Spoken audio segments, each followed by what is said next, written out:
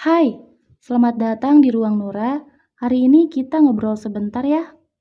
Kalau kamu masih mikir orang itu ngeliatin kamu terus, kamu salah besar.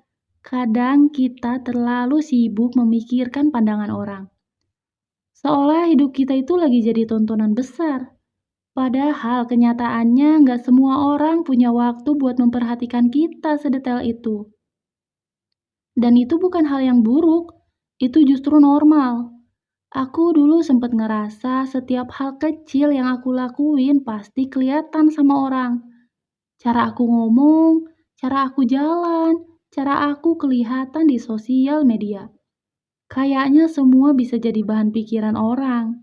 Tapi lama-lama aku sadar, aku terlalu besarin peran aku di kepala orang. Ada satu momen kecil yang mungkin kamu juga pernah ngerasain. Pernah nggak kamu kirim chat terus langsung mikir, tadi kalimatku aneh nggak ya? Atau habis posting story, orang bakal mikir apa ya tentang ini? Padahal orang lain cuma lihat sebentar, terus lanjut scroll hidup mereka sendiri. Dan ini menariknya. Di psikologi ada yang namanya spotlight effect. Intinya, kita ngerasa kayak ada spotlight yang selalu nge-spot ke kita. Seolah semua orang lagi merhatiin kita. Padahal kenyataannya nggak seperti itu. Orang lain juga lagi sibuk jadi tokoh utama di hidup mereka sendiri. Coba deh, kamu inget nggak orang yang kamu lihat di kafe minggu lalu? Atau orang yang kamu lihat di jalan kemarin? Kebanyakan kita lupa, bukan karena mereka nggak penting, tapi karena otak kita memang selektif.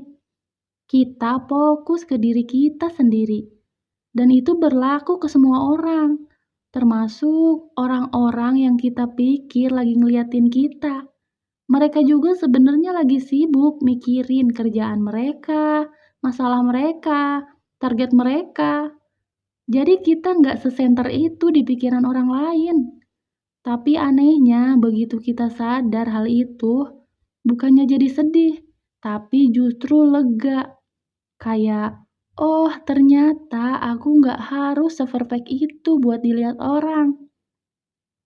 Pernah nggak kamu ngalamin hal yang menurut kamu malu banget? Kayak salah ngomong, salah kostum, atau kaku di momen tertentu.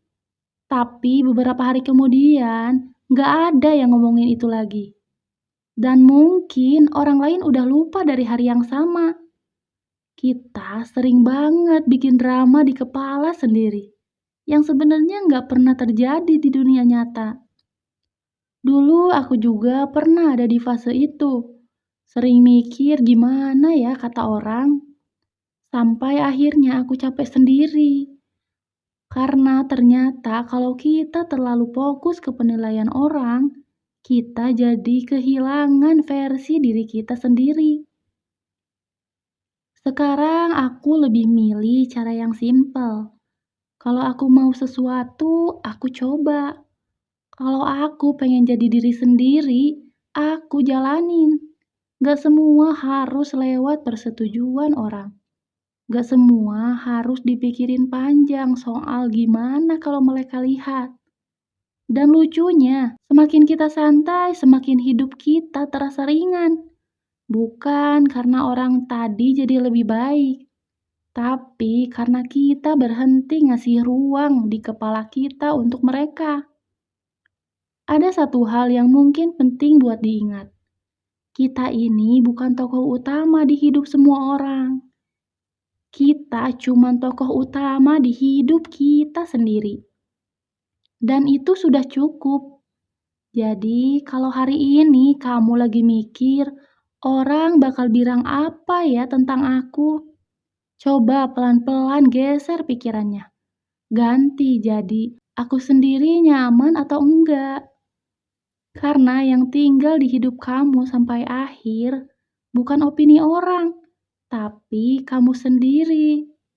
Dan satu hal lagi, Orang yang benar-benar peduli sama kamu, jumlahnya nggak banyak, tapi itu cukup. Kamu nggak butuh disukai semua orang untuk tetap jalan. Jadi ya santai aja, nggak semua harus dijelasin, nggak semua harus dipikirin. Hidup kamu nggak sebesar itu di mata orang lain. Dan itu justru bikin kamu bebas. Jalanin aja, nikmatin aja. Jadi diri sendiri aja. Pelan-pelan kamu bakal sadar. Hidup itu jauh lebih ringan kalau kita berhenti merasa selalu dilihat. Dan ternyata yang paling berisik di hidup kita bukan orang lain, tapi pikiran kita sendiri. Kalau kita lihat dari sisi psikologi, fenomena ini memang nyata. Mereka menemukan bahwa manusia cenderung melebih-lebihkan seberapa banyak orang lain memperhatikan mereka. Dalam salah satu eksperimen, peserta diminta memakai kaos yang dianggap memalukan, lalu masuk ke ruangan orang lain. Hasilnya menarik. Peserta merasa hampir semua orang memperhatikan kaos mereka. Tapi ketika ditanya orang lain di ruangan itu, sebagian besar bahkan tidak terlalu sadar ada yang berbeda. Arti sederhananya, kita merasa jadi pusat perhatian, padahal tidak. Ada juga konsep lain dari neuroscience yang mendukung ini. Otak kita punya sistem yang disebut default mode network. Ini aktif saat kita sedang tidak fokus pada tugas luar, tapi masuk ke pikiran tentang diri sendiri. Di fase ini, otak sering mengulang kejadian masa lalu, membayangkan penilaian orang lain, atau membuat skenario sosial yang belum tentu terjadi. Dan menariknya, aktivitas ini sangat hemat energi bagi otak. Jadi dia sering otomatis terjadi. Itu sebabnya kita mudah sekali overthinking. Selain itu, ada penelitian dari Harvard yang menunjukkan bahwa rata-rata orang menghabiskan hampir setengah waktu pikirannya bukan pada apa yang sedang dilakukan, tapi pada apa yang sedang dipikirkan. Dan sebagian besar dari itu adalah pikiran tentang diri sendiri. Bukan karena kita penting di mata orang lain, tapi karena otak memang didesain untuk terus memonitor status sosial kita sejak zaman dulu. Dulu diterima atau ditolak kelompok bisa berarti hidup atau mati. Jadi otak kita belajar untuk sangat peka terhadap penilaian orang.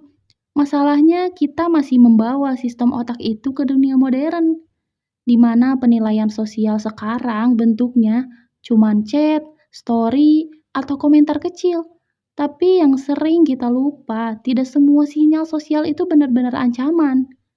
Tidak semua orang benar-benar memperhatikan kita seperti yang kita rasakan. Kalau kita tarik lebih dalam lagi, ini bukan cuma soal orang lain tidak peduli, tapi tentang bagaimana pikiran kita bekerja. Kita mengisi gap informasi dengan asumsi. Kita menganggap asumsi itu sebagai fakta. Lalu kita bereaksi terhadap suatu yang sebenarnya belum tentu nyata. Dan disitulah overthinking terbentuk. Jadi ketika kamu merasa semua orang lagi lihat aku, sebenarnya yang sedang aktif bukan dunia luar, tapi sistem interpretasi di dalam kita sendiri. Dan mungkin di titik ini, kita bisa mulai jujur ke diri sendiri. Yang selama ini paling sering menghakimi kita bukan orang lain, tapi pikiran kita sendiri yang terlalu keras bekerja. Dan kabar baiknya, ini bisa dilatih. Dalam banyak pendekatan psikologi seperti cognitive behavioral therapy, salah satu langkah dasarnya adalah memisahkan antara pikiran dan fakta. Artinya, setiap kali muncul pikiran seperti orang pasti mikir aku aneh, kita belajar bertanya dulu, apa buktinya? Atau ini hanya asumsi? Pelan-pelan ini bisa mengurangi beban mental yang kita bawa setiap hari. Bukan karena dunia berubah, tapi karena cara kita membaca dunia yang berubah. Dan mungkin akhirnya kita sadar, tidak semua hal yang kita pikirkan tentang orang lain benar-benar terjadi di dunia nyata.